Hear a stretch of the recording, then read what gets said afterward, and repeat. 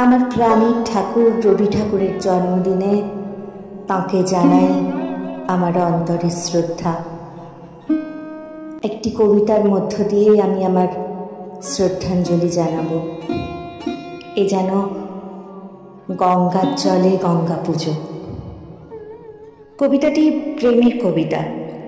এই কবিতাকে খুব সুন্দরভাবে উঠে এসেছে ক্ষণিক মিলন, যেন অনন্ত কালপ্রবাহ কেটে কেটে ফ্রেমে বাঁধিয়ে নেওয়া হয়েছে একটি মুহূর্ত।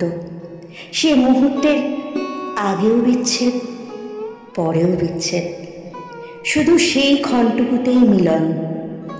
কবিতার শেষে সত্য হয়ে থাকে সেই মিলনটি।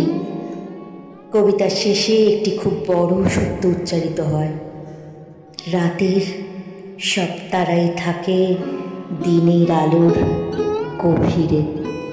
হ্যাঁ, হঠাৎ দেখা, রেলগাড়ির কামরায় হঠাৎ দেখা। ভাবিনি সম্ভব হবে কোনো দিন।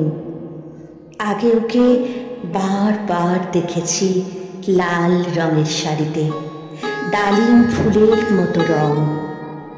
আজ পড়েছে কালো রেশমের কাপড়, আঁচল তুলেছে মাথায়, দোলন চাপার মতো চিকন গৌর মুখখানি ঘিরে। মনে হলো কালো রঙের একটা গভীর দূরত্ব ঘনিয়ে নিয়েছে নিজের চারদিকে।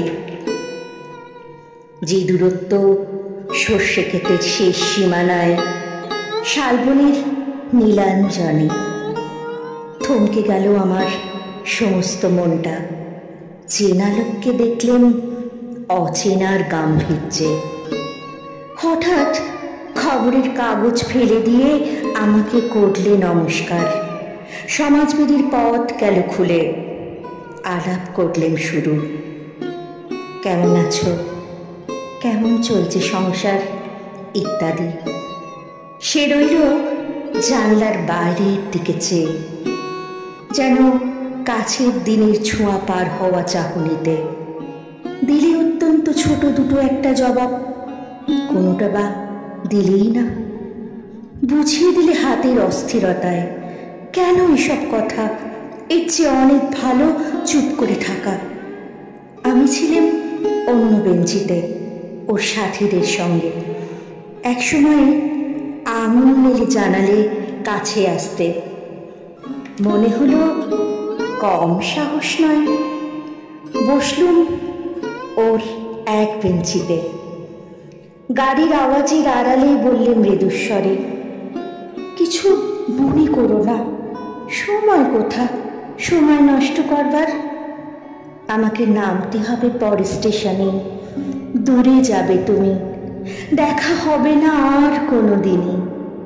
তাই যে প্রশ্নটার জবাব এতকাল থেমে আছে, শুনব তোমার মুখে, সত্য করে বলবে তো?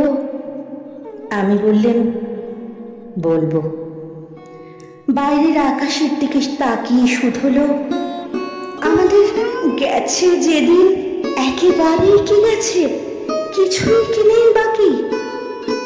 একটুকু রইলেন চুপ করে, তারপর বললেন, রাতের সব তারাই আছে দিনের আলোর গভীরে।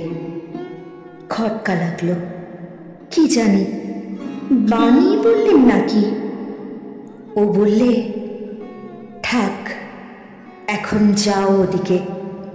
সবাই নেমে গেল পরে স্টেশনে, আমি চললেম একা।